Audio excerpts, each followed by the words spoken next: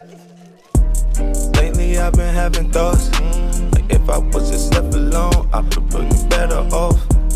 Give me some letter off. Missing money, 18, and no letter off. Bad tune. Truth is, the king needs for the castle. Don't aim it at me, won't at you. Still blessed, no at you. And when I die, they can make statues.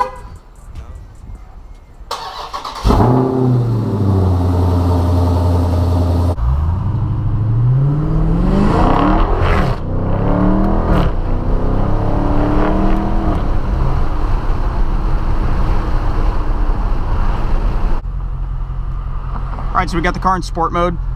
The shifter is in the automatic mode. We're gonna go ahead and give it about 30% throttle. And you can see it's lightning fast shifting, which is pretty impressive because this is not a dual clutch transmission.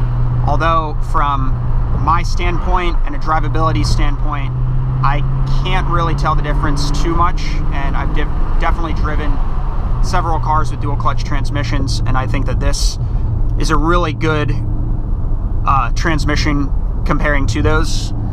I've never found myself in a position where I think the shifting is too slow. We'll go ahead and throw it over into the manual mode. You can see here we got 6th gear, drop it down into 5th, 4th, 3rd, give it about 40% throttle.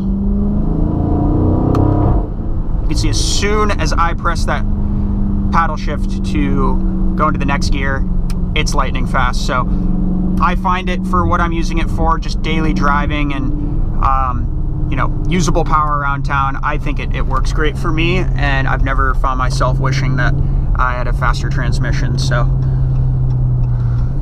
downshifts lightning fast, down into 2nd gear, coming around the turn, give it a little bit of juice, and it just sounds phenomenal.